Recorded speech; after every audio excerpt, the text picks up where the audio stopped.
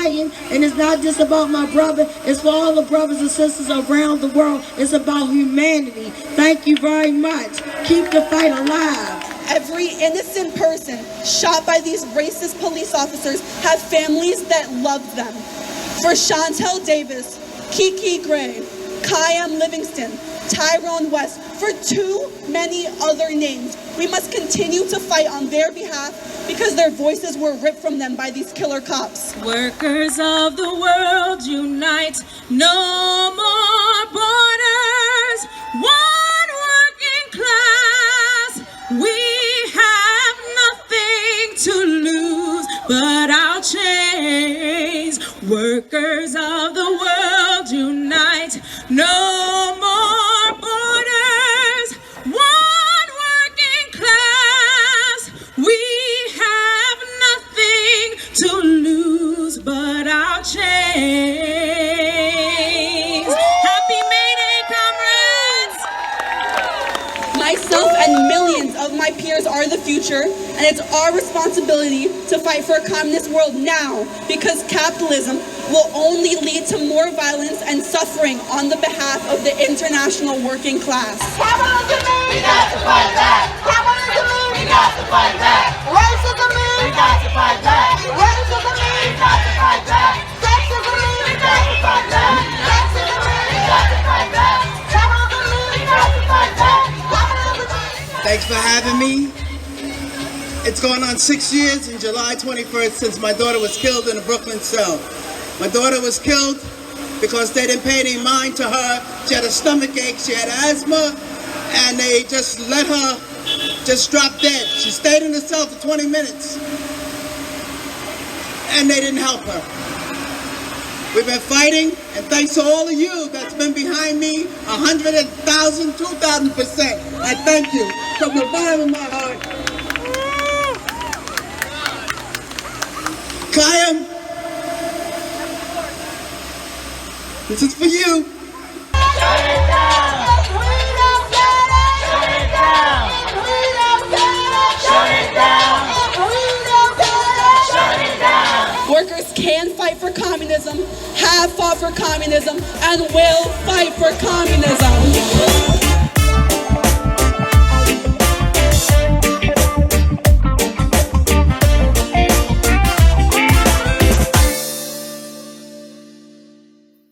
Hello, everyone. Thank you for joining us in our Progressive Labor Party's Introduction to Marxism and Leninism series. This is our first one.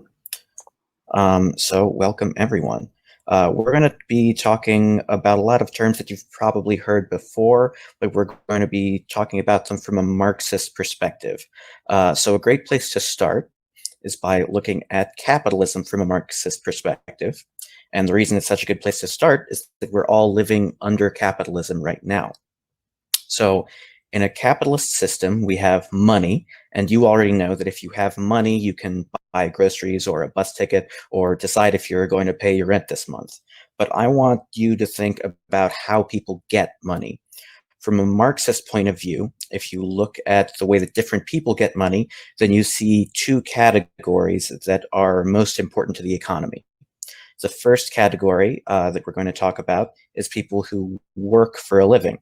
This was probably the first thing that popped into your head. How do you get money? You get a job and go to work. So another word for work is labor. So another way of saying that you go to work is that you are selling your labor. So Karl Marx, this guy with a big bushy beard, in the early days of capitalism in the 1800s, he says that when you go to work, your labor produces value for your boss, and that you get paid a piece of that value that you create or add from your labor. So Marx called people who sell their labor to get money to live the proletariat, but we're just going to call them workers, or as a group, the working class. And when we say the working class, we don't just mean blue-collar workers. We mean everyone who sells their labor to survive, because you're creating value, whether you're working with your hands or behind a desk. So now that we know who the working class is, we need to talk about the other class, all of the people who don't make money from selling their labor.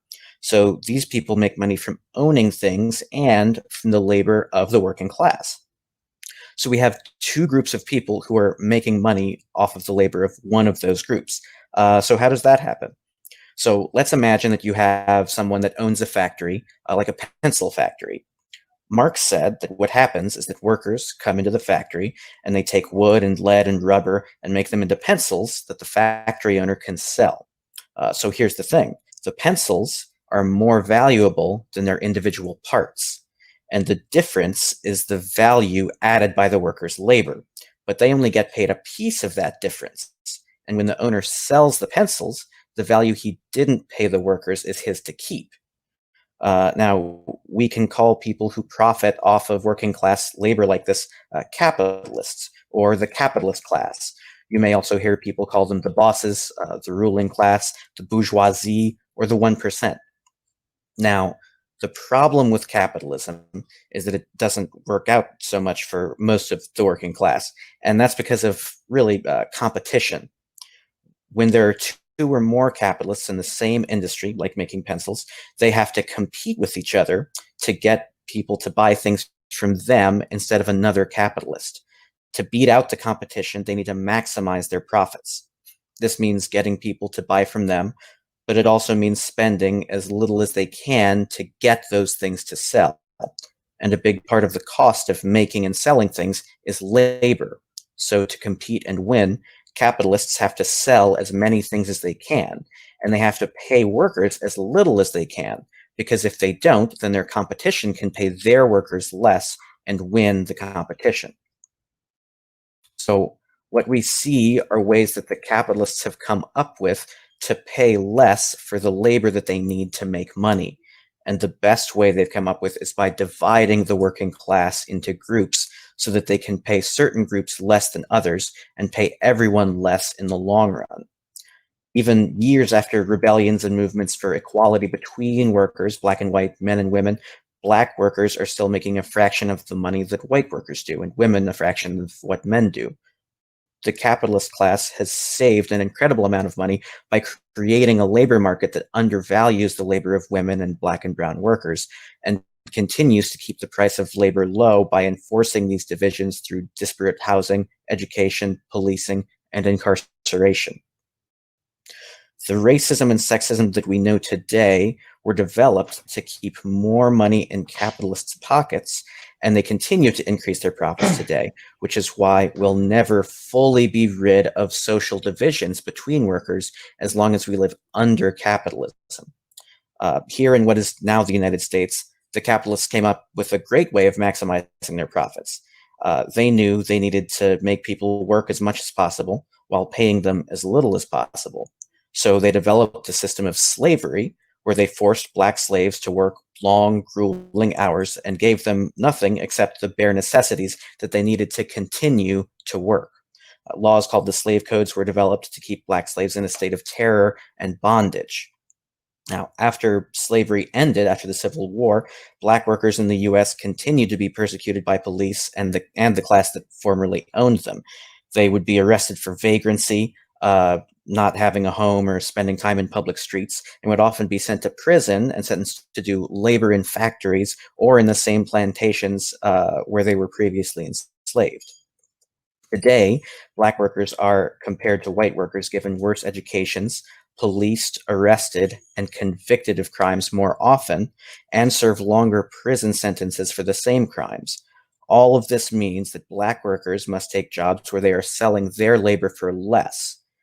This doesn't only mean that black workers will make less money for their labor, but also that the price of labor as a whole will drop, will be kept low, so that all workers will be paid less for their labor across the board. Because of all the systemic reasons under capitalism that workers are made desperate and must work to survive, the capitalists have to pay less for the labor that they need to make their profits. We have similar things with sexism. Women are paid substantially less, which allows capitalists to pay less for labor across the board. And also, under capitalism, we're socialized to view women differently than men, especially to view women's labor as different, but also to devalue and objectify women. And really, since the capitalists are the ones in charge, they really control the state. And since all of these divisions end up increasing their profits, the only way that we can truly end these divisions is by abolishing capitalism and coming up with a different system of economy and politics different than capitalism.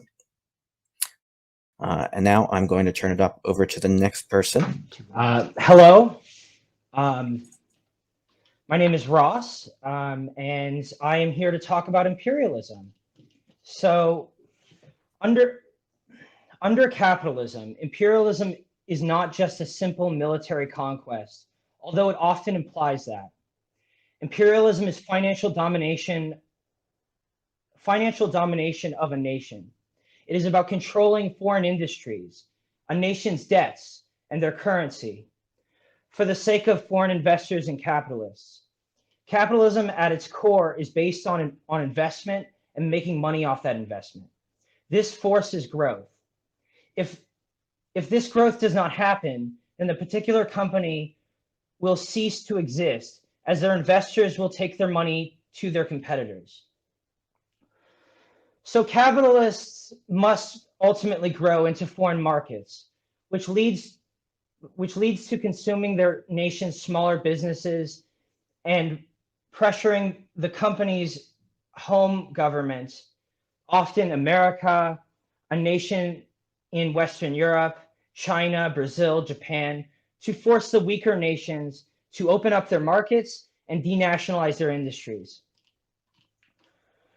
Now, why do certain nations become more dominant over others?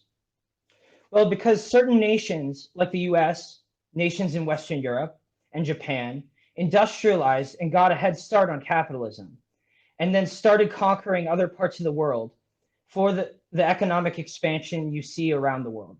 A great example of this is starting out with the various European East Indian companies and the carving up of Africa in the 19th century.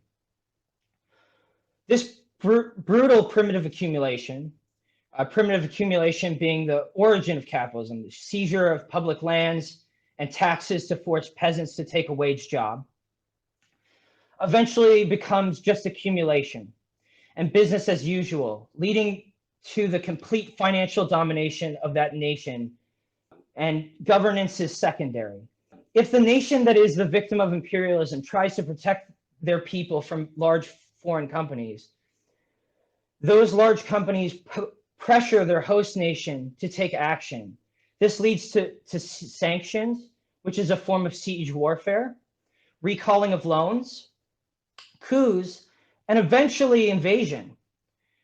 We have seen all of this before, including in the coup, the 1953 Iran coup, the 1954 Guatemalan coup, the 1973 Chilean coup, the Iraq War, the United States backing the Contras against the Sandinistas, the 2009 coup in Honduras. In the last 60 years, another great example of this forced military intervention is that France has intervened militarily in Africa, in African nations, over 40 times. We see over 80% of global trade is done in American dollars, and France controls the currencies in 14 African nations. China has recently built their first military base in Djibouti to protect their investments in Africa. And since 2016, China has maintained a military presence in Tajikistan to ensure that debt is repaid and trade routes are protected. But America's imperialism dwarfs China and France's imperialist efforts. The US controls the World Bank and International Monetary Fund, and forcing, quote, free trade, and imposing debts and making sure American capitalists are on top. America's uses its over 800 foreign military bases to impose this financial domination. This imperialism leads to absurd distribution of resources. With less than 5% of the world's population, the US uses 1/3 of the world's paper, a quarter of the world's oil, 23% of the world's coal, 27% of the world's aluminum, and 19% of the world's copper. All while we still have poverty here. That's just, it's incredibly absurd. Now, these different imperialist powers will always end up butting heads, as we saw in World War I, when different national capitalists with their own spheres of influence were forced to expand into Africa and then eventually into the various European empires. This similar process is happening today with China and America in the South China Sea. These are international events by international players. We must respond internationally. We must say no to exploitation. We must say no to militarism. And we must say no to imperialism. We need an international party to fight against capital all around the world. That's the end of my section on imperialism, and we'll go to the next person. Hey everyone. I'm Philip, and I'll be talking about internationalism. So first, like Ross was ending off there, imperialism is an international problem. As capitalism grows and grows, more people become exploited under capitalism, like Ben was mentioning. From bus drivers in Uganda to zinc miners in Bolivia, workers across the world are exploited. In this way, like, our struggle against capitalism has to be international if we want to destroy capitalism. Workers in one part of the world are not better than workers in another. Some are super exploited under capitalism, but ending capitalism and establishing communism is the only way to free all workers. In this fight, it is important to focus on internationalism because there are many ways that nationalism can present itself in our culture and can infiltrate our struggle against capitalism. Generally, nationalism is identifying with a nation and supporting that nation's interests, especially above the interests of other nations. Because the workers are a global class, you find workers all across the world, nationalism only pits workers against one another, weakening the struggle against the common enemy, capitalism and the capitalist class. One common and soft form of nationalism is patriotism. While it might not seem harmful, it can really hurt the working class struggle. It might be tempting to think that supporting your country is a good thing. It can't be bad to show love for a country's products and culture, right? The problem is that this ultimately does nothing for the working class. What does love for Russian ballet or gymnastics have to help workers in England? How does pride in English tea help workers in South Africa? It doesn't. And if we're not careful, this soft nationalism begins to lead to feelings of national supremacy, which gets tangled up in racism and xenophobia. And then this leads to supporting a nation's interests militaristically. And like Ross was saying, this never helps workers. It is often workers who are actually fighting in these wars, dying on the battlefield on both sides to protect a nation's interests. Ultimately, supporting a nation's interests is just supporting the interests of that country's bosses and capitalists. This can be most clearly seen in Lenin's thoughts on self-determinism. Now, as opposed to patriotism, self-determinism is kind of a hard form of nationalism. Politically, it is just the idea that a group of people have a right to form a country of their own, usually splitting off from an existing country. Self-determination as a political goal was popularized after World War II and could be seen in political struggles across the world. What could be wrong with oppressed people organizing to form a nation from their collective identity? Lenin argued that in these struggles for self-determination, the capitalists would always place its national demands at the forefront, the goal of being recognized as a nation. However, for the working class, the goal of being recognized as a nation is actually secondary and not required. The workers are actually concerned about improving their living conditions and for them freeing themselves from exploitation. Nationalism or self-determination is just a means to that end. Lenin states that theoretically, it's impossible to vouch beforehand or to know beforehand whether creating a new nation will complete a successful revolution and improve the lives of workers. Regardless, in a nationalist struggle, capitalists focus on being recognized as a nation, and the workers just go along with it. Ultimately, though, the capitalists ignore the goals of the workers and protects their own interests by building a new nation and creating new borders to help them conduct business. If the capitalists fight for a new nation, they can influence its government, trade, border regulations, and taxes to be beneficial for their business. Now, remember that under capitalism, all of this relies on the exploitations of workers. Thus, the only way that workers can improve their living conditions is by refusing to organize with capitalists for a new nation. The only struggle that protects workers' interests is the international struggle for all workers, aka the Marxist-Leninist struggle for communism. Now, having talked about patriotism and self-determination, you might ask yourself, are there forms of nationalism that aren't backwards? Like, are there some that are actually revolutionary in a meaningful way? And you might think it can't be bad for oppressed nations or peoples to develop national pride on their way to revolution. Supporting oppressed nations helps to fight imperialism, and for an anti-capitalist struggle, we have to fight imperialism. However, while it's important to fight imperialism, we have to do so in a meaningful way. Fighting imperialism through nationalism, similar through the fight for self-determination, leads to supporting national or local business owners, only leading to further exploitation of workers. Supporting these national or local capitalists confuses people into thinking there's such things as good capitalists and bad capitalists. But there's no such thing as a good capitalist. They all seek to exploit workers. In the past, the Progressive Labor Party used to believe that it was possible to foster a revolutionary nationalism to fight imperialism. And in traditional Marxism-Leninism, nationalism is not condemned as completely unrevolutionary. However, from history, we've seen that nationalism always leads to more exploitation for the working class. Thus, we must fight nationalism with imperialism, standing in solidarity with workers across the world, collaborating with them, and learning from them. Particularly in the US, a lack of international focus can be its own form of racism and American white supremacy, especially when we don't learn from and take ideas from international revolutionaries. The fight for the working class is a struggle that takes place across the world, and no one location has the knowledge that's necessary to fight global capitalism. We all need to share knowledge and strategy to win against capitalism. Now, having discussed that, what are some tangible ways that we can keep an international focus in our daily struggles against capitalism? One, I would say keeping up with international news outlets. And I'm not talking about the New York Times, CNN. I'm talking about news outlets and media and journalism that's focused around class struggles, around intersectionality, around sexism, racism, things that affect workers. One that I would like to call is a publication by the Progressive Labor Party, which is The Challenge. It's available at plpchallenge.org. And it has articles about struggles all over the world. And then also there's the People's World outlet. It's a journalistic organization that also has articles about class struggles around the world.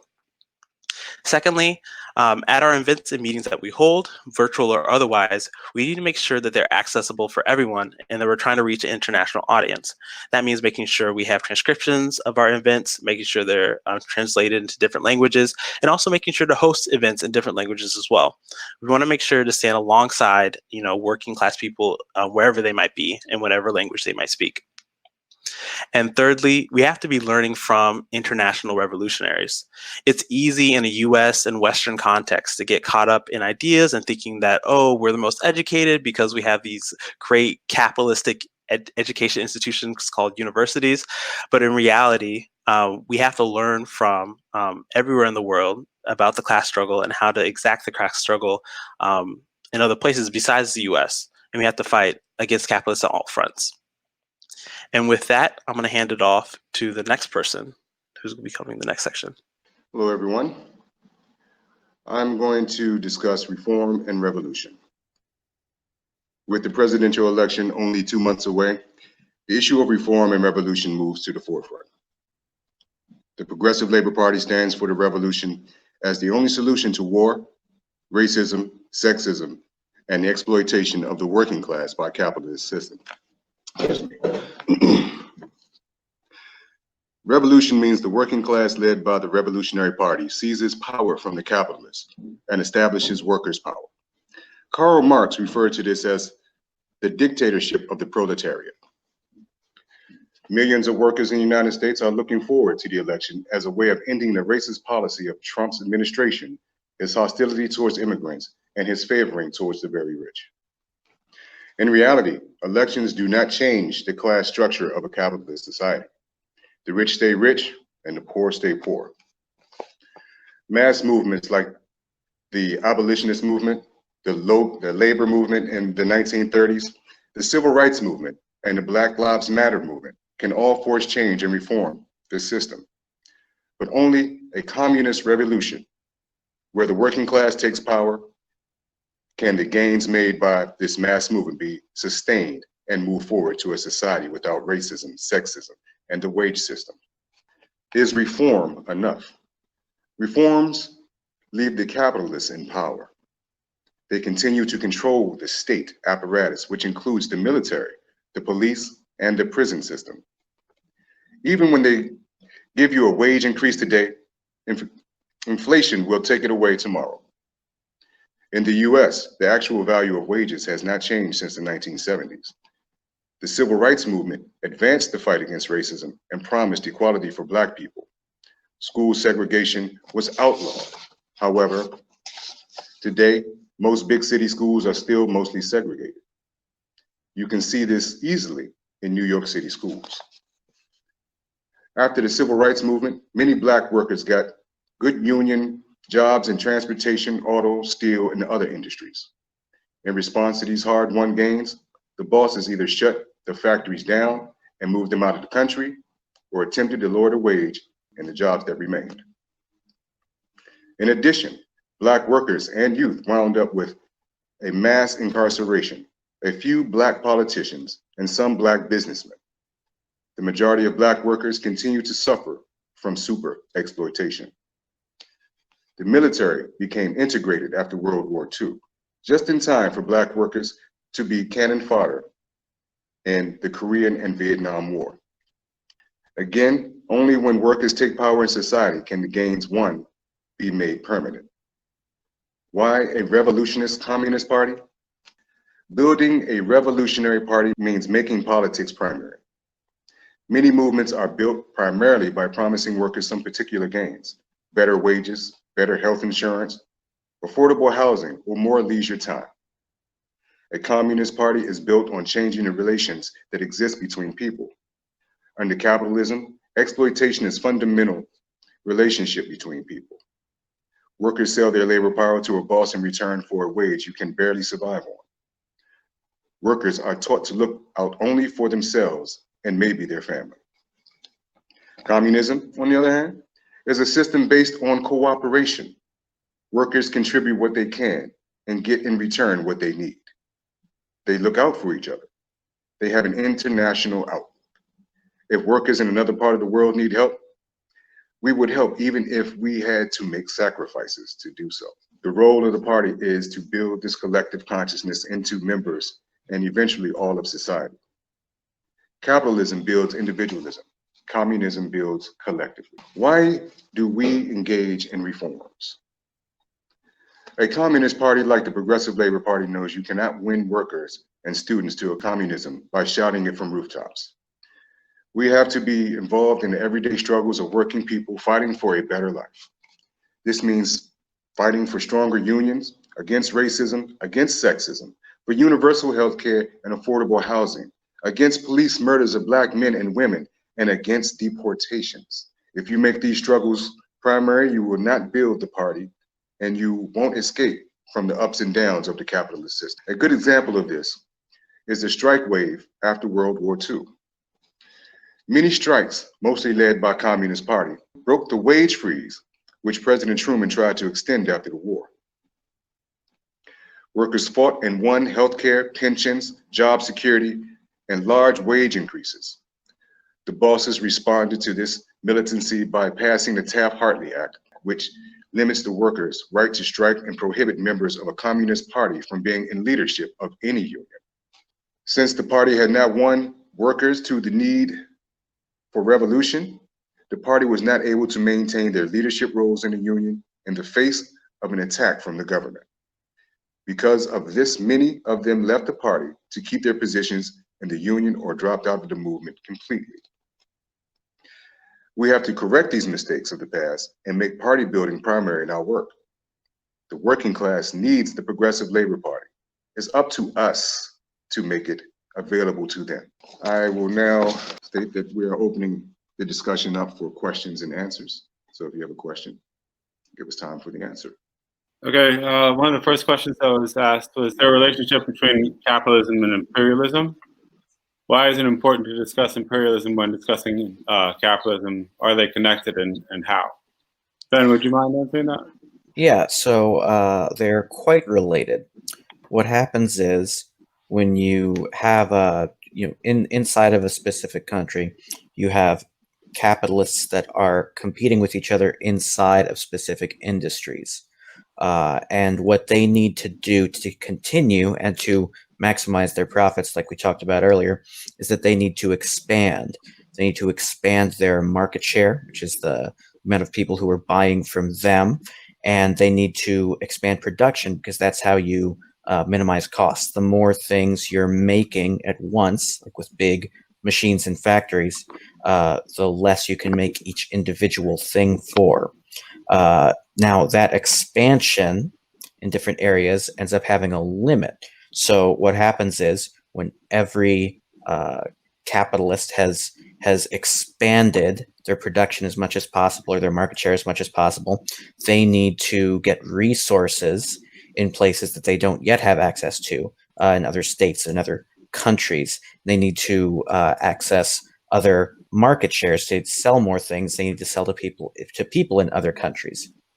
What happens is in those other countries, you also have this same process happening. You have this competition in between capitalists. So when you have capitalists who are all attempting to expand into each other's territory in these different countries, that's when you start to get this this imperialism that we see. So the people use the example of the British Empire the most, where they continue to expand and to continue their expansion past the borders of their own country. They started to invade and control the resources and also these laborers in India and all of these other countries until they were eventually kicked out after they were weakened from all of the imperialist wars that they were participating in. Okay, thank you. The next question we have is, imperialism is an international problem, but is there a possible national solution like socialism in one country, like the USSR? Philip, do you want to answer that? Yeah, I can go ahead and do that one. So yeah, imperialism is an international problem, but it really isn't a national solution for it. I do want to say first that it is all likely that once the quote unquote revolution breaks out, there will be some nations that have successfully overthrown capitalists, and we might have one nation, two nations that are under rule of the workers and working towards establishing communism. But is important to recognize that that's a little different than saying that communists should just go and all the communists from all over the world, we should go to like Guyana and we should just live there and then establish a worker state there and then eventually expand. Ultimately, capitalism is global. And so by moving communists to like one nation state or focusing our energy on one nation state, it doesn't actually help a communist struggle. There's many different ways capitalists could circumvent that by focusing that against that nation with trade, reducing resources there militaristically, just attacking one location. And so while it might seem attractive to focus energy on one nation, ultimately that gives an out to the capitalists to just focus on fighting the working class in one location.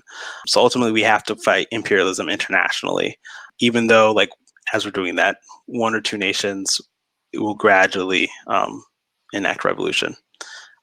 That was a little rambly, but I hope that answered the question. I also see that the next question is about international experiences as well, as far as revolutionary experiences.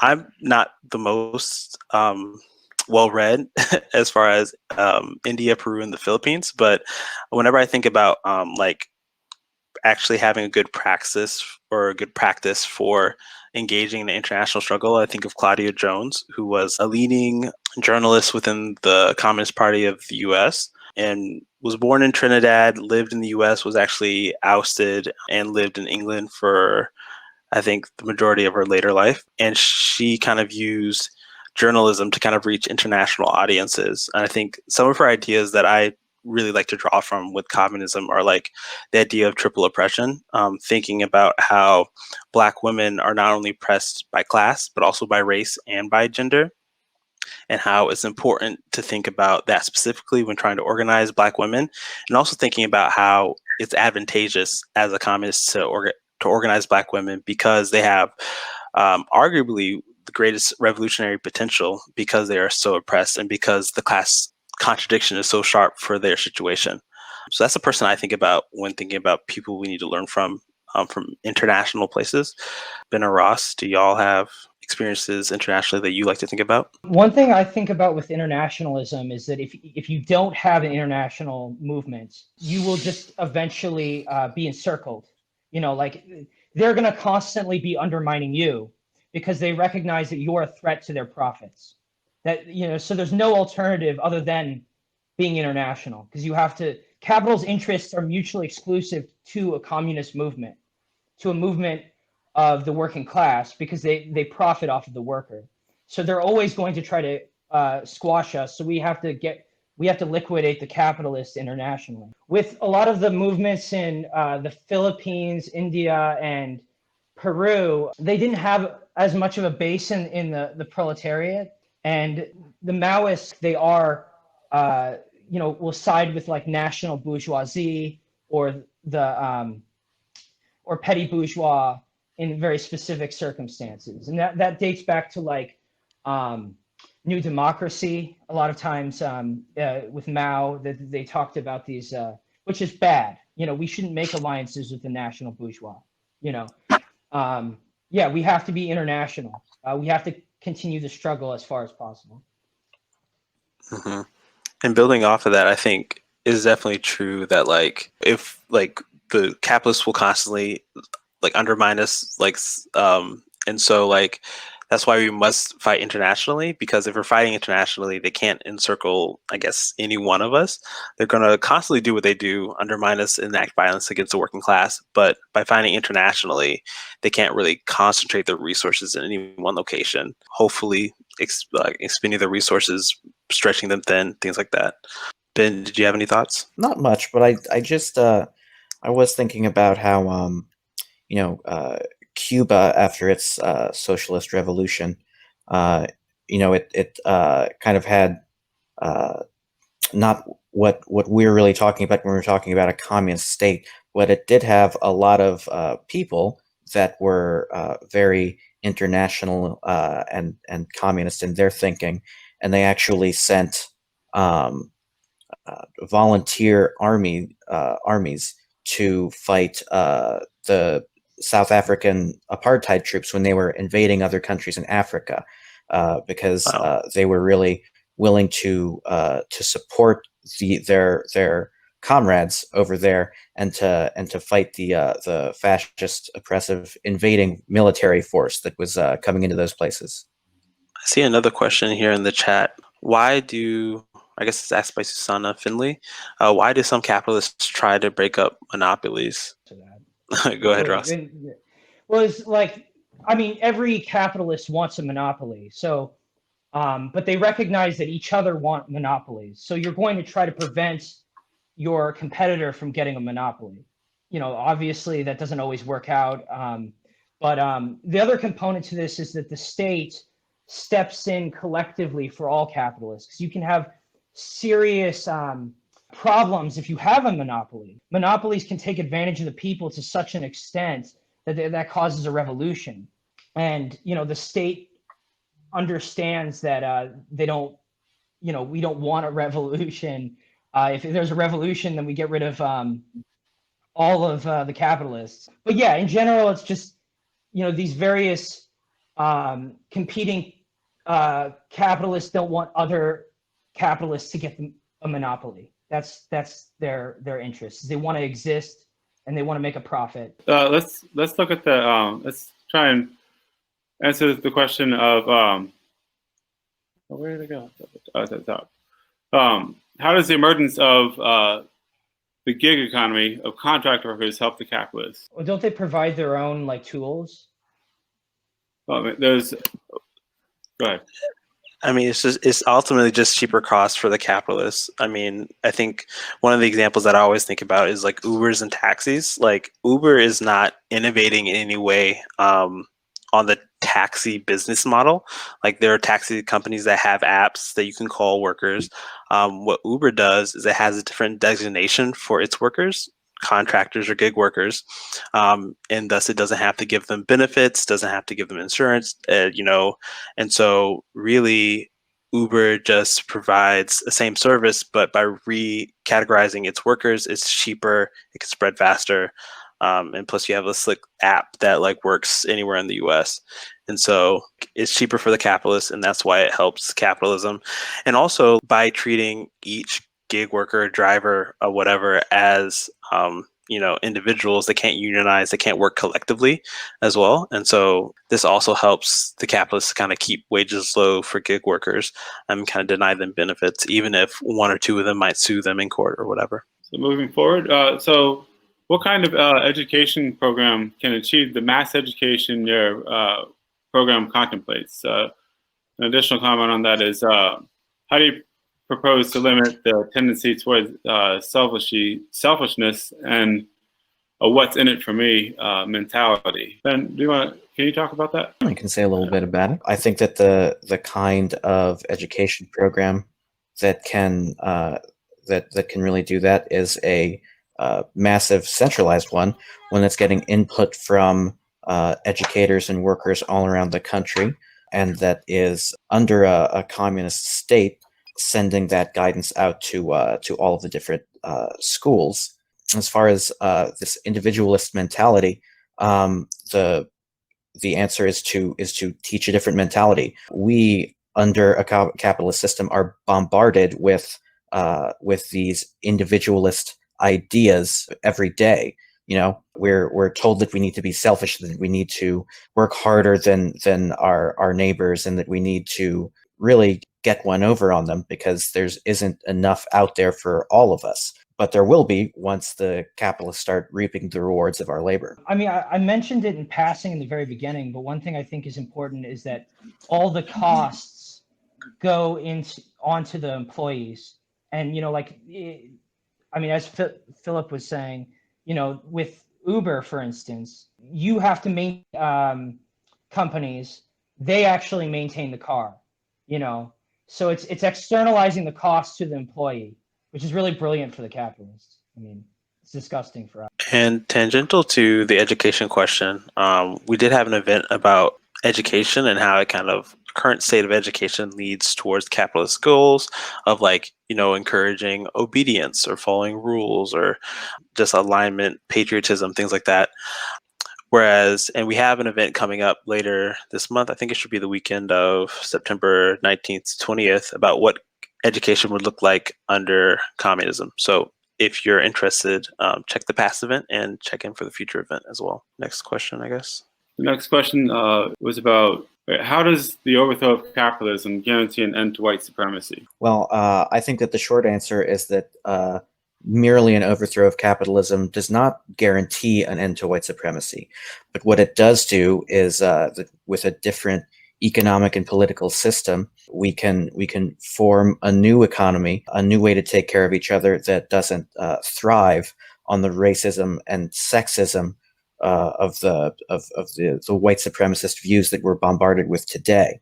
The reason that racism and sexism are so difficult to get rid of, like we were talking about earlier, is that those divisions in the working class are serving the ruling class. It's helping them to make bigger profits, make more money, and keep it. So after we have a communist system of economy where everyone is contributing according to their commitment and getting what they need, that division in the working class will no longer suit that system and be of anyone's benefit. I think it's important to recognize that we're not just trying to get rid of capitalism, although that's a very important key part. We're trying to get rid of class society as a whole. And a lot of these marginalized communities are used for specific labor purposes. Like, if we're talking about racism, there's a long history of slavery and, the prison industrial complex, and, just various peoples have been used for very specific purposes throughout the history of class society. Women's subjugation goes back to a lot of, domestic labor and sexual labor.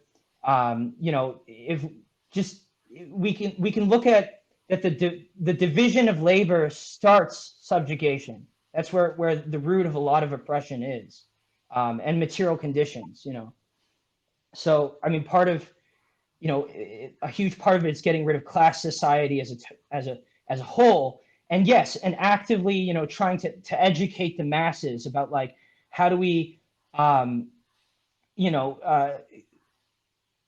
organize people to fight back against racism and sexism. Yeah, and I think that's a good point, good distinction to make as far as trying to simply fight capitalism versus trying to, abolish class society in general. Because while like racism became systemic and more entrenched because of capitalism, sexism actually existed before capitalism. I think this is a point you were bringing up, Ross, before this meeting, but that like sexism began to rise due to class society. And so in order to get rid of sexism, we need to first abolish class society. But like Ben was mentioning, there's going to be a struggle afterwards to kind of culturally, devalue the differences and like trying to get rid of the differences, not get rid of differences, but remove the oppression, the prejudice, the biases that are cultural and come along with the actual structural class, systems that back them. And a big part of that is about rotating labor, just trying to make sure that like, manual labor and also intellectual labor and like domestic labor all rotated. Because a lot of times these subjugations come about where we expect very specific people to do very specific jobs. Yeah. That was good. We have time for one or two more questions. So it seems that a lot of people have fear around seeing communism as a plausible option. How can we help people, our base, our friends, get over that fear? So how do we get people to look at building for a communist society in the face of what we're dealing with now, which is very nasty and exploitative capitalist society? I think for me, when talking to friends about communism, I think sometimes I don't even use the word communism originally. I feel like I have to break it down into like, okay, like what are we actually fighting for? And so we want to fight for the workers. We want to make sure people have what they need to live and survive, to live fulfilled lives. And then thinking about, okay, how do we do that? Well, capitalism exists. There are capitalists. We have to engage in like revolution and violence to actually overthrow capitalists. And I think that by breaking it down step by step, like that's sometimes how I would talk to my friends, to try to get them to understand and not really fear communism, but realize that like communism isn't this big boogeyman scare that that capitalist propaganda will have you believe, and the reasoning behind the whole Cold War of denigrating communism. And I think the flip side of that is also that talking to my friends about what communism is not, is particularly looking at like states that or nation states that currently have like state capitalism, like China, like Vietnam, like Cuba, even so-called socialist states like northeast or like northeastern Europe, like the Scandinavian countries, like Finland, Norway. That's what I meant to say. But trying to delineate, okay, like what is communism and what is not communism, to try to break it down, have people understand the concepts instead of thinking of communism as it's like, okay, Russia, China, oh my gosh, kind of a thing. I try to get people excited. I think like there's a lot of potential for something new. You know what I mean?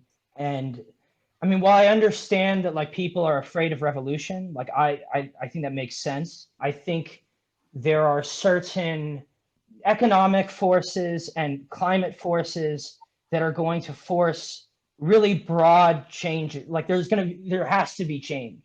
It's not entirely up to like, any organization or party or anything. Like, like our society is crumbling, you know what I mean? And sometimes what I'll do to try to help people understand is understand the processes of liberal revolutions, like what happened in Haiti and France and stuff like that too, because they were deeply flawed, and we do not advocate for liberalism now, but at the time they were revolutionary and they were very messy, and but it's something that we work on. I mean, we've been working on for well over 150 years, the Marxist project. You know, we study the history of revolutions, you know, from the Paris Commune to the Shanghai Commune. So I mean, I get a lot of comfort in trying to understand the past and how we can utilize that for the future. That's what I would. Ben, did you have any thoughts on that, or are you good? No, not right now. I think that's pretty good. All right, so I think we've covered most of the questions that were asked. We're going to be doing more events along the lines of introductory Marxism and Leninism, so we'll be covering more topics later. You can follow us on Twitter, on YouTube, etc. I'll post the links in the chat. But I'm going to go ahead and wrap it up for today. Does anyone have any closing remarks? Okay. Dare to struggle, dare to win. There. Right. All right. All right. Thank you all for coming. Take care. See you guys. Peace. Workers can fight for communism, have fought for communism, and will fight for communism.